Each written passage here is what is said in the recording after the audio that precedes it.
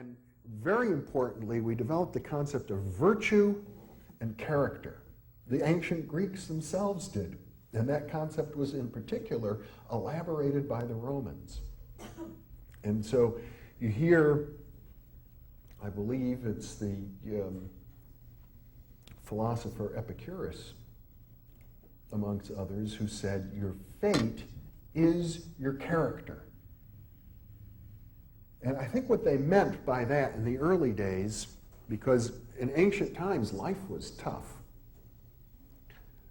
what they meant is you might not be able to escape your fate. There were tyrants, and a tyrant might come into your city, and a tyrant might decide that he wanted to take your house for himself, and he might kick you out of your house, and a tyrant might even decide that you needed to be imprisoned, or the tyrant might decide that you should even be whipped. But you always could control your attitude about these things. The tyrant might try to break you completely and humiliate you completely. And the tyrant could control everything physical about your circumstances.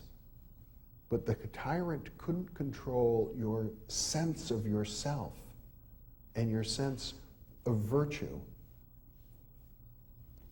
And by that, some of the Stoic philosophers in particular meant that the tyrant couldn't control the fact that in that situation, you're the virtuous one and he is not. And that no matter what the tyrant tried to strip away from you, he couldn't strip away your virtue. Now, I don't know if a modern psychologist would agree to that. People do succumb to tortures and to pressures, and the world might not be so clean. But we developed this notion that we have some control over our own lives, and it starts with what we think about ourselves. That's a deep conception that we have the ability to change our lives by changing the way we think. Not every culture, not every myth accepts that.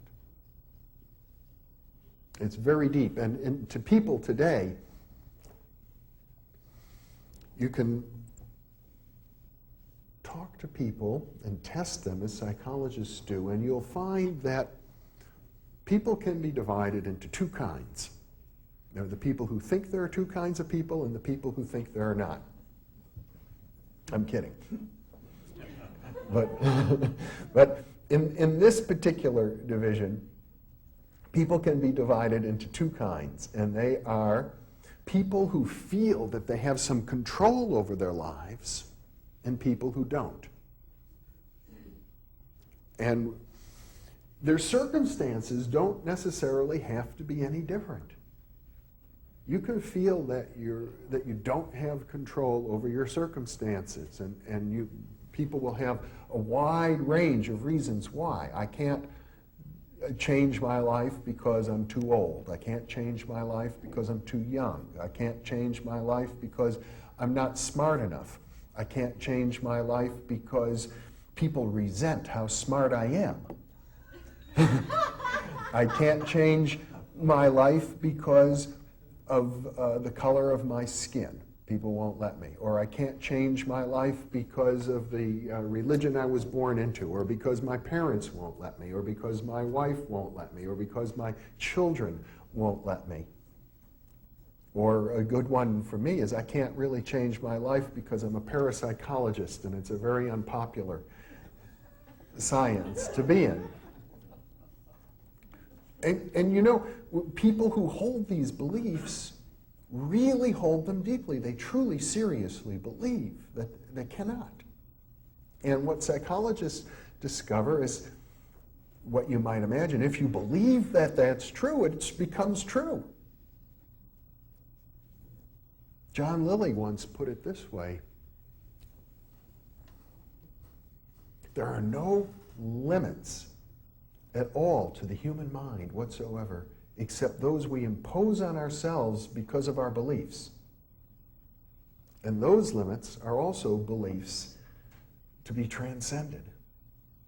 And that's a view that suggests that the possibilities of human transformation are virtually infinite, that we have no way of knowing the outer horizon of what it means to be human.